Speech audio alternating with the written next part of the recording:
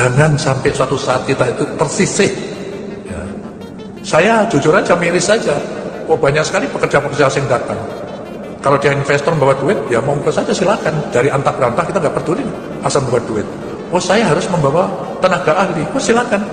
Tenaga ahli itu 2-3 kan, bukan ribuan kayak begitu. Ya. Jadi kita harus waspada sekali lagi ya. Karena ini kalau kita diam-diam, saya jamin orang itu nggak akan pernah pulang ke negaranya.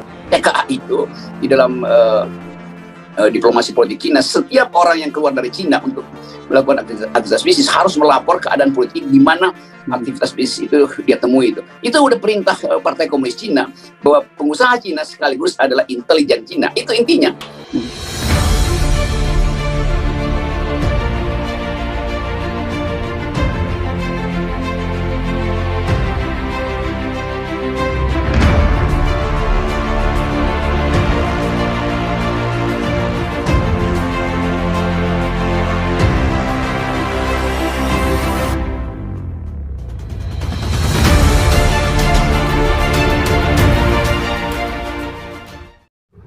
Baik Pak, ini mungkin pertanyaan selanjutnya Pak.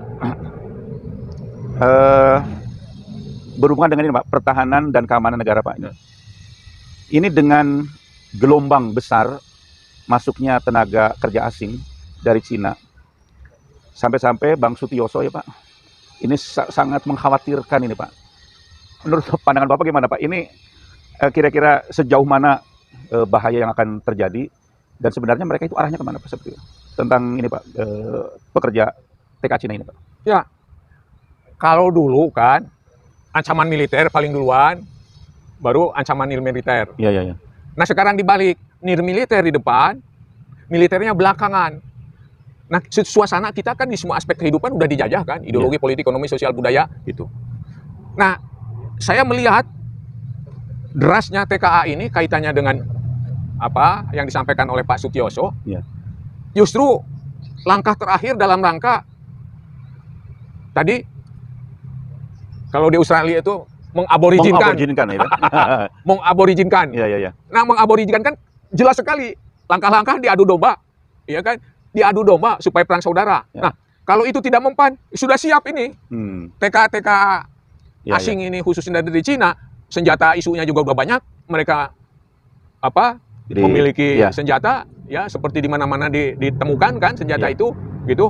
Lah ini suatu saat dimanfaatkan untuk menyelesaikan proyek aborigin ini. Ya, mengaborijinkan penduduk Indonesia. Saya malah lebih tajam ke situ gitu loh kan. Karena ini udah dijajah. Kita ini udah selesai dijajah di semua aspek kehidupan. Tinggal mengaborijinkan tahap akhir gitu loh. Jadi nanti Pak dari penguasaan ekonomi segala macam langsung ke adu domba sehingga terjadi perang saudara, sehingga terjadilah pembunuhan massal. Nah, akhirnya nanti mereka berkuasa secara penuh, akhirnya penduduk kita akhirnya sudah betul-betul dikuasai Pak ya. Ya, seperti itu. Hebatnya itu kan. Masa kita masih tidur gitu loh, bangsa Indonesia. Tapi ini Pak, yang saya heran itu apakah pemimpin-pemimpin kita itu tidak sadar atau pura-pura tidak sadar Pak tentang bahaya ini Pak. Sebenarnya kan kalau dilihat dari ya analisa-analisa para pengamat itu kan sudah jelas Pak ancamannya. Tapi ini pemimpin kita seperti tidak sadar atau pura-pura tidak sadar gitu. Orang itu saya baca di Al-Qur'an kan. Orang itu kalau udah matanya ke dunia ya ambisinya, emosinya ke harta, tahta, birahi, itu kan mata hatinya ditutup begitu kan. Ditutup. Udah ditutup dia gitu kan. Jadi ada semacam ini Pak. Jadi kalau tidak salah Pak ya, ini kalau tidak salah itu ada persyaratan ya bahwa investasi yang dari Cina itu dengan syarat pekerjanya dibawa dari mereka gitu. Nah ini kan sebagai salah satu, menurut saya itu jebakan itu Pak ya, jebakan supaya boleh saya meminjami dana sebesar ini tapi saya mengirimkan tenaga kerja. Mungkin seperti itu gitu ya. Saya dengar dari para pakar, ya kan saya bukan ahli ekonomi, bukan ahli politik begitu kan. Saya dengar seperti itu. Ya saya wajar saja karena pemerintahan sekarang kan udah rasa komunis ya. Ya kaitannya dalam rangka memiskinkan rakyat. Betul. Gitu. Patut diduga dalam rangka memiskinkan rakyat. Ya kan? Dengan segala macam tenaganya, bahan bakunya dari sana, matilah ekonomi kita, matilah tenaga kerja kita. Itu kan dalam rangka memiskinkan rakyat. Kenapa rakyat dimiskinkan? Karena supaya mudah dikendalikan. Paham komunis ini sangat menjamur.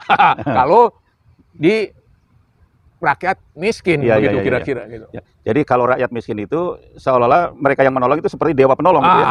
Ya Ya. sejak zaman dulu kan seperti itu, zaman menghadapi G30 SPKI. Sangat-sangat seperti itu. Rakyat dimiskinkan, sekarang dimiskinkan juga seperti Ya. itu. Pak, kembali ke ini Pak tadi, ancaman-ancaman yang datang dari Cina itu, apakah di sini termasuk pembangunan pulau-pulau reklamasi juga termasuk nggak itu Pak? Ya iyalah. Ya. Itu Pembangunan, settingannya gimana Pak? Gimana itu? ya pembangunan reklamasi, kita tahu bersama, ya kan? Ya. Hasilnya itu kan dijualnya kemana? Ya. Ke mereka. Iya, iya. Kita ini, rakyat Indonesia, pribumi, tidak akan mampu untuk membeli itu. Mereka lah yang memberi. Nah sekarang pengalaman aja di Pandai Indah Kapuk. Lah kita kan sudah dibatasi bangsa Iya. ini, rakyat ini untuk masuk, begitu kan? Di situ. Nah, penduduk Jakarta sekarang itu kira-kira udah 40% adalah keturunan Musang. Nah, kalau itu reklamasi juga dijual ke sana, lah besok-besok Jakarta ini bisa 100% keturunan Musang. Iya, iya, iya, iya. Terus selanjutnya dibangunlah jalan kereta api cepat. Kan di situ selanjutnya apa ibu kota dipindahkan? Apa kaitannya kereta api cepat dengan ibu kota dipindahkan? Itu kan dalam rangka disingapurkan. Iya, iya, iya. Patut diduga dalam rangka disingapurkan. Makanya besok-besok kalau pemilihan gubernur, ya yang menang keturunan Musang. Lama-lama di Singapura. Iya, ada kemungkinan nih Pak. Ya, besar sekali kemungkinannya. Wong sekarang aja kan tenaga kerja asing digelontorkan. Bahaya itu tenaga kerja asing itu. Keseimbangan penduduk di Indonesia akan berubah. Dan itu target mereka seperti itu ya? Iya, target mereka. Mereka kan udah kelebihan jumlah penduduk, udah miliar. Iya, iya. Makanya kita ke sini. Nah, kalau keseimbangan jumlah penduduk, apa sistem pertahanan semesta akan bisa dikerjakan? Nggak bisa. Begitu lari ke hutan, hutannya udah milik mereka. Kan seperti itu. Iya, iya, iya, iya. Sishanta nggak bisa dilaksanakan. Penduduknya sudah keseimbangan penduduk udah mereka. Padahal untuk Sishanta ini adalah manunggal dengan rakyat. Lah kalau rakyatnya sudah seimbang dengan keturunan Musang, gimana? Nah inilah yang perlu diperhatikan oleh TNI. Kira-kira seperti itu. Ada juga Pak, ini ada semacam analisa indikasi bahwa TKA ini sebenarnya bukan murni TKA. Apa benar tidak itu? Tapi sebenarnya sebagian mereka ini sebenarnya para tentara itu. Ada yang mengatakan seperti itu ya. Iya. Bahkan mereka seperti mengirimkan senjata-senjata itu Pak ya. Nah, kita kan berdasarkan pengalaman, Ya, sejarah. Bukan saja di Indonesia, di Tibet kan seperti itu. Awalnya tenaga kerja, ternyata berikutnya bahwa tenaga kerja itu tentara. Iya, iya. Nah, di Indonesia seperti itu, tidak menutup kemungkinan seperti itu. Apalagi indikasi yang lainnya, misalnya perawakannya hebat-hebat, kekar-kekar, terlatih gitu, kan kita bisa melihat kalau mau lebih dalam lagi. Iya, gitu iya, kan. iya. Ya. Ancaman itu semakin hari semakin nyata. Bahkan yang saya dengar itu di Brimob sendiri Pak, itu di atasnya itu juga, itu ternyata bukan bangsa kita Pak. Ya, yang saya tahu gitu, penasehatnya. Ya, penasehatnya itu. Penasehatnya itu dari sana gitu kan. Apa dari 9 naga Ya. gitu lah.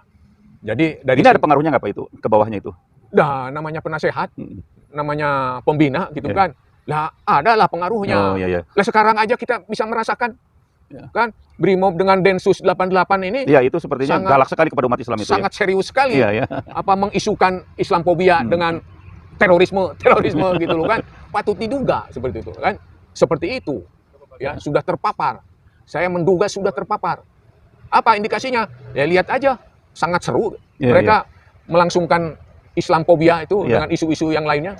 Jadi sepertinya kalau ada kasus-kasus yang datang dari umat Islam, mereka itu begitu cepat, ya, begitu serius, dan mereka itu betul menghabisi seolah-olah ya. Tapi kalau misalnya kasus-kasus yang hubungannya dengan ya pendukung-pendukung rezim ini, sepertinya dibiarkan saja seperti itu. Ini mungkin ada gejala-gejala semacam itu. Iya, dia kan apa namanya dibolak-balik pola pikir Iya, itu, fakta data itu. Padahal yang intoleran itu siapa? Ya. Yang radikal itu siapa? Yang terorisme siapa? Kan antara lain adalah para koruptor, ya kan begitu. Yang suka bobol bank, yang kerjaannya apa namanya mengadu domba, ya kan? Yang kerjaannya menggeruk harta karun sumber daya alam.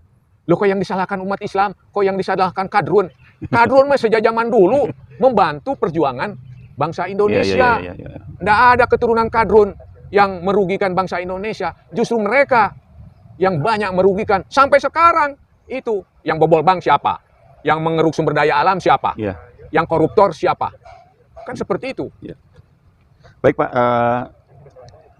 Bapak mungkin barangkali punya harapan ataupun supaya betul-betul kondisi yang terpuruk ini bisa berubah berganti Kira-kira solusi apa yang bisa dilakukan, Pak? Ya, rejim ini, pemerintah ini segera bertobat, segera berdialog dengan umat Islam gitu, segera satukan, hentikan isu-isu Pengucilan, ngadu domba, ya, padu domba dan segala macam. gitu, hentikan Islamfobia begitu. Mari kita berdialog, mari kita bersatu, insya Allah. Ada Gitu solusi ya, Pak ya? Ada solusi. Ingat, paling berkuasa adalah 10 tahun. Setelah itu kan bergiliran. Iya. Begitu. Nah, kalau sekarang bertobat, berbaik, berdialog, insya Allah Mudah-mudahan husnul khotimah. husnul khotimah dan akan bernasib baik Iya, gitu iya, kan, tidak seperti di di Sri Lanka atau Yang di Mesir juga yang sama. di Mesir juga gitu. Ya baik, sahabat sekalian, barangkali untuk saat ini kita sampai di sini saja. Kita selalu berharap bahwa perubahan itu selalu akan terjadi, ya. Tapi tentu saja kita harus mengedepankan tindakan-tindakan, langkah-langkah yang berakhlak mulia dan juga konstitusional. Ya. Kita tidak boleh melakukan anarkis, apalagi itu tercela dalam agama. Kita tetap dalam koridor agama dan juga sesuai jalur konstitusi, ya Pak ya. Iya. Terima kasih. Kita sampai ketemu lagi di kesempatan yang lain. Assalamualaikum warahmatullahi wabarakatuh. Waalaikumsalam warahmatullahi Ya, wabarakatuh. terima kasih.